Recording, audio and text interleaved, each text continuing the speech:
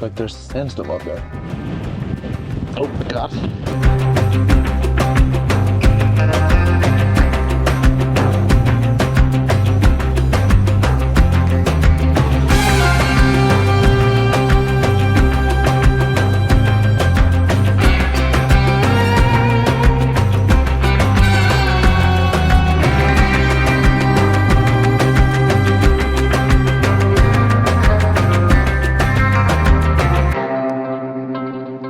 Welcome to Uzbekistan. We just crossed into Uzbekistan from Turkmenistan and settled into our hotel.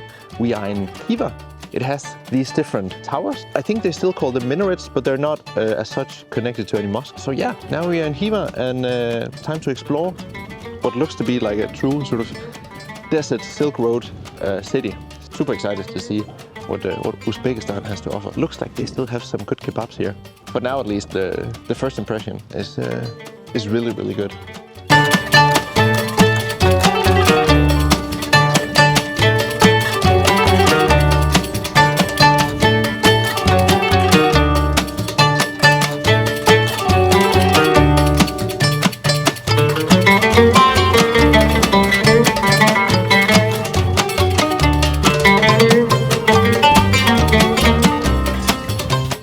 €75.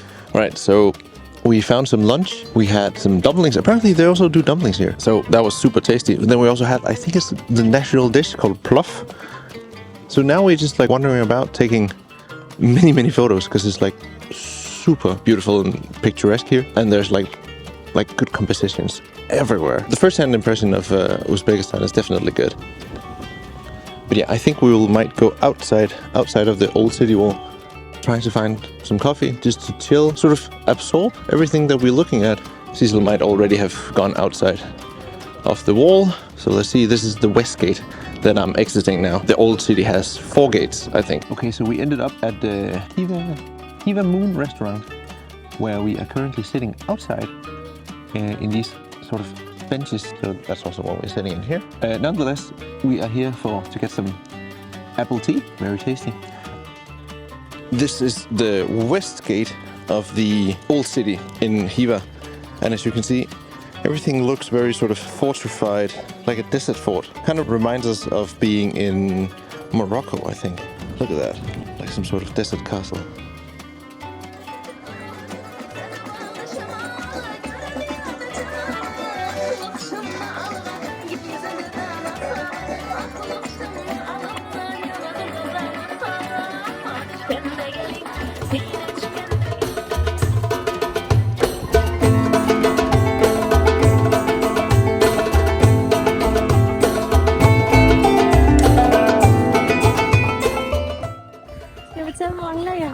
Ja, tak. Uldundertrøje, langærmet uld, og så har jeg en flis på, og den her jakke. Og så selvfølgelig uld, sokker. Altså, hallo. Så det vil sige, har du 4 lag på overkroppen? Ja. Ej, du er god. Jamen, der er også 15 grader til det. So we have now come up to the old city wall. It cost around, was it 20,000 some to get up here. So what is that in dollars? I don't want to say it's like $1 or $2 per person. Yeah, I think it is. Maybe $1.50 per person. So for free, basically. But super nice views up here, especially for sunset. There is a sunset tower up there. I just don't really know how to get up there. So for tonight, the city wall will do, and then you have like a super nice view of the madrasah over there, and then like these 2 minarets in the background.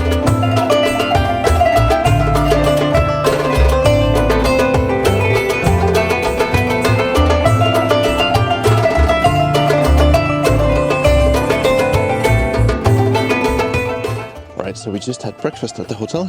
We are staying at the Akanshi Hotel, which is like located within the inner wall of the city. Amongst other things, we had sumalak for breakfast, which is this sort of porridge that they make during Nowruz, which is the Persian New Year. So we saw some people celebrating yesterday, and then luckily they served it this morning for breakfast. It was really tasty.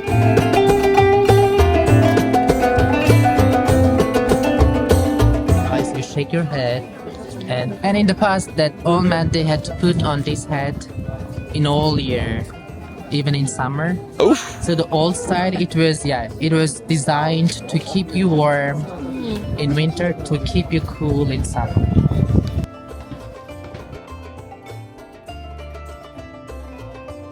Or is that like the balcony? Yeah.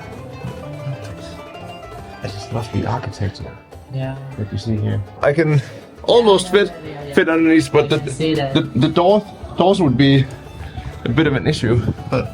So this is one of the madrasahs in Khiva, and it's actually an old university. Now though, it has been turned into a hotel. And I think actually it will be the same kind of accommodation that we will have when we go to Bukhara. I think that will also be an old madrasahs. So it's an old university where basically boys would go to study in I think 2 levels of classes.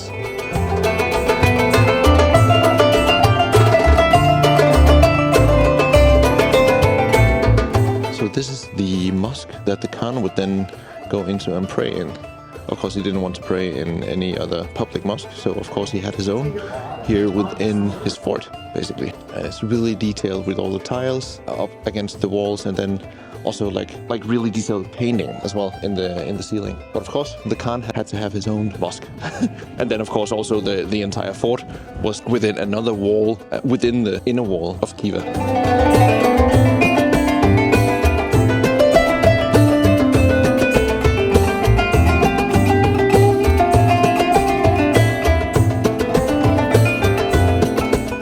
So we have made it to the first mosque that was built here in Khiva, and it dates back to the 9th or 10th century BC. So basically these columns are made out of wood, but to keep the wood from not being from the water that is basically in the ground here, then between the stone and the wood there's added some camel fur, so basically it absorbs the water from the ground and then puts it basically back into the stone. Obviously it doesn't hurt the stone, and it prevents it from going further up into the wood, so it doesn't deteriorate from the water. So that's really amazing, but it's just a really nice looking mosque and really well maintained.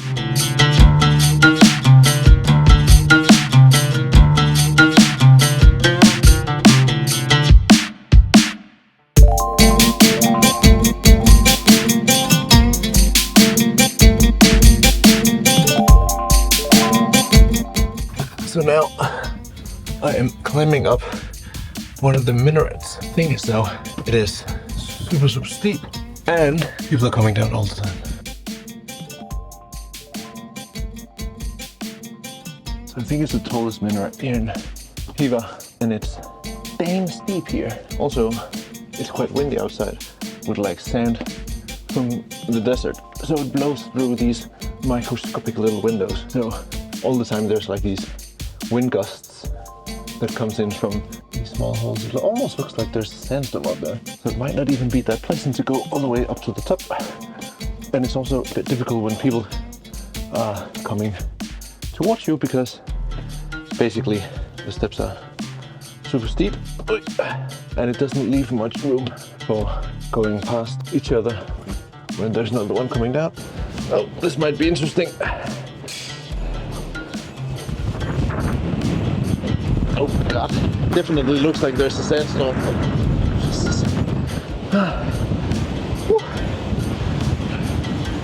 But I would say that the view is quite good.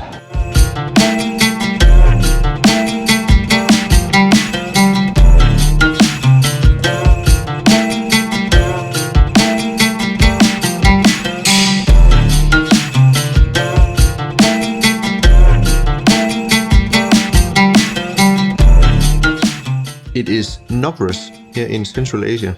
So that's basically the Persian New Year. And for the Persian New Year, they cook a dish called sumalak, which is based on, I think, sprouted wheats.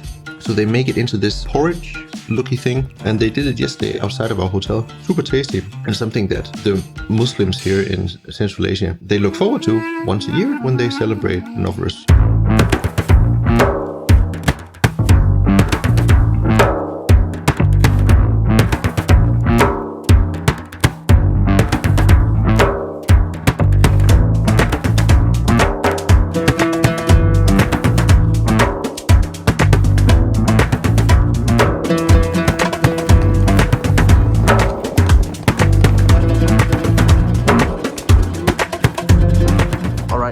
The next day, and we are currently moving up towards the train station in Khiva, and all the way down there Diesel is walking. That's the main train station here in Khiva. It's just so pretty here. There's like this fort thing sort of in the middle of this big boulevard. Very pretty. So now we are taking the train to Bukhara. I think it's like 6 hours. But yeah, should be comfortable. The train should be in decent quality. So let's see.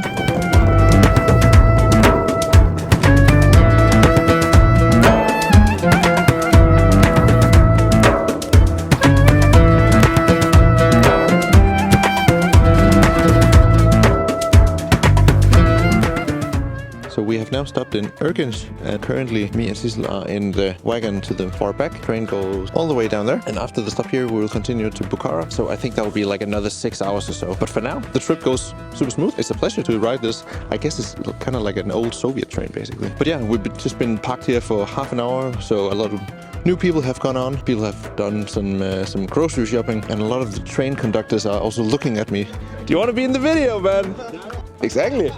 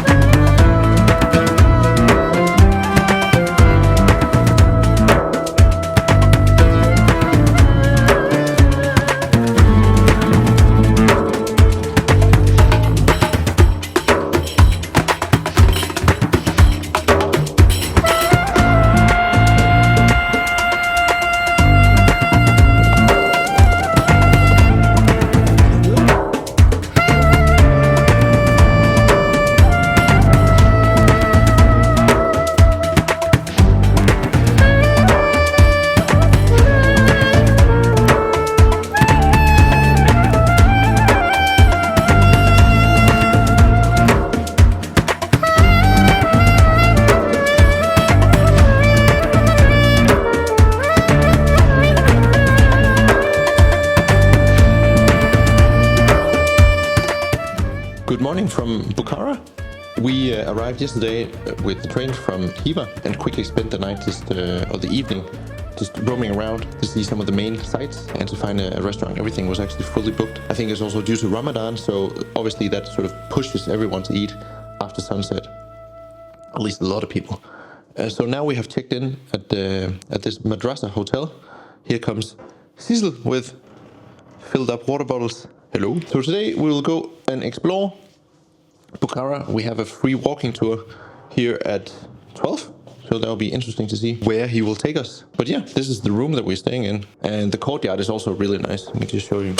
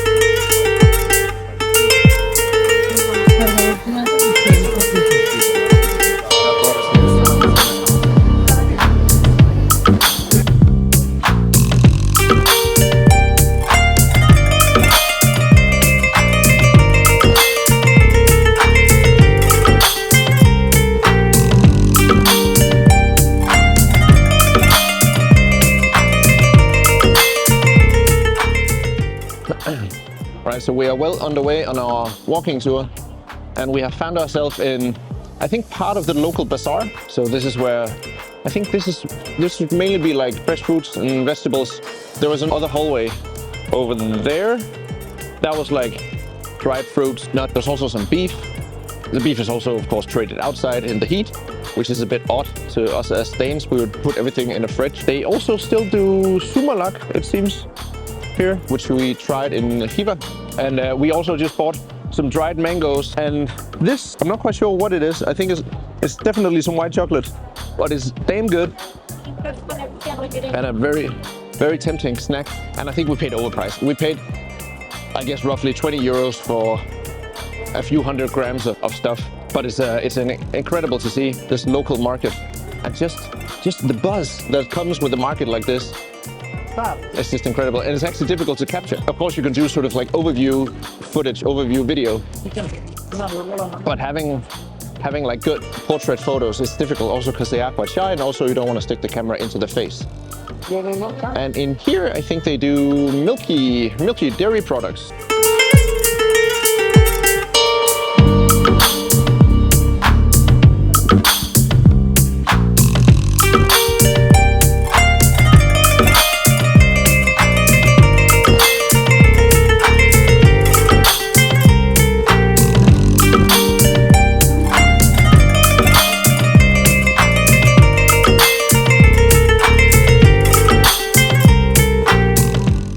So we have made it to the Kaylan Mosque, which is, I think, one of the biggest mosques in Central Asia. At least that's what they say here. And it is really, really picturesque. You can see the tower. I'm not quite sure if you call that a minaret at this mosque, but definitely the most famous tower, I think, of Bukhara. And of course, in order to get in, you need to wear appropriate clothing, meaning that shoulders should be covered, no shorts. I had shorts on, meaning that I get to wear these lovely pieces of cloth. So maybe not as stylish as one could have hoped. Also, they tend to fall down quite a lot because they're quite loose in the elastics. And Sissel, of course, also had to wear a scarf. But apart from that, it was super cheap to get in.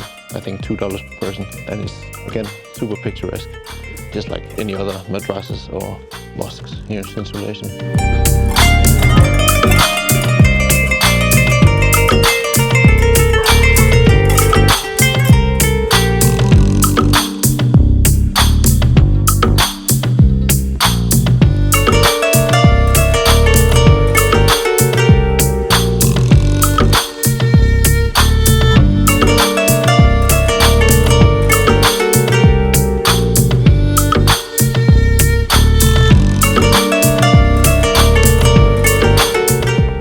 Good morning from Bukhara. Again, this is day number 3 here in Bukhara, and today we're actually leaving to Samarkand. The train doesn't go until 2, so we have like 4 to 5 hours before we need to get a taxi. So for now, we have ventured out to this very small mosque. I think it's the smallest mosque in Bukhara, called Chormaina. Super cute little mosque with these kind of fat minaret and a small dome in the middle, and apparently also some storks up there on one of the minaret. Cost 15,000 some to get up, so not bad, like $2 per person.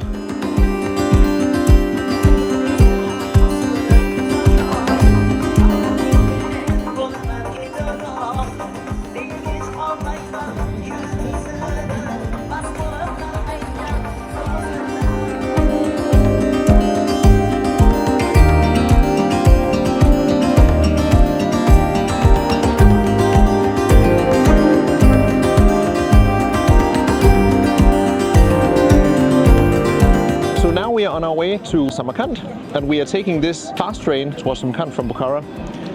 And I think even though the distance to Samarkand is like only half, I think it's half of the distance from Khiva to Bukhara, this train is a lot faster still, so it's only, I think, 1 hour and 45 minutes that will be on it. So it's quite new trains that they have got, and yeah, super excited to try it out. I can't believe that I've never heard of taking trains in Uzbekistan is so easy. You can just book the tickets on their app, show up with your passport, and that's about it.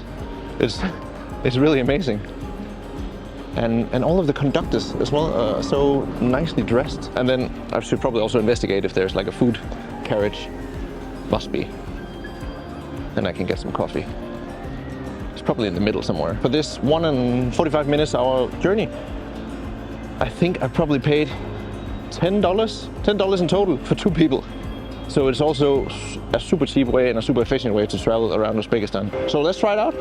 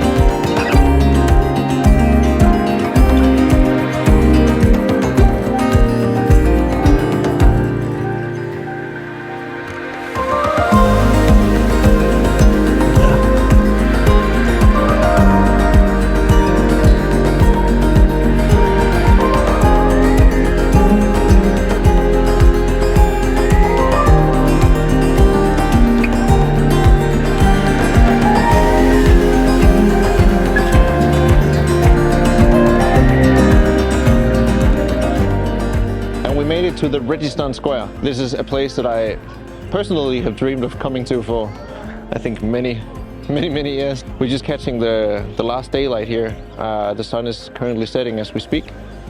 And I guess we definitely have to come back also during daylight. But it's just so pretty.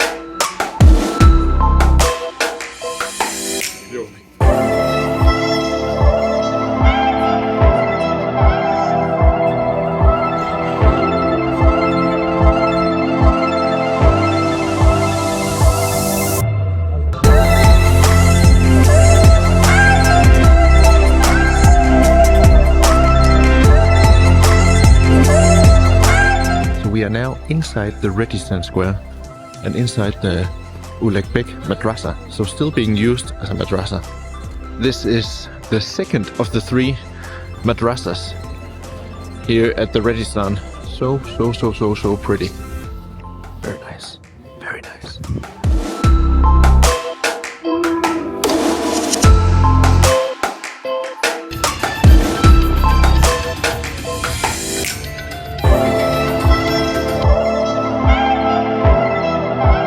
Time to leave the Registan Square in the evening light, and we went inside all of the 3 madrasahs and saw a bit of the light show as well outside. We keep saying no more photos, just one more, just one more.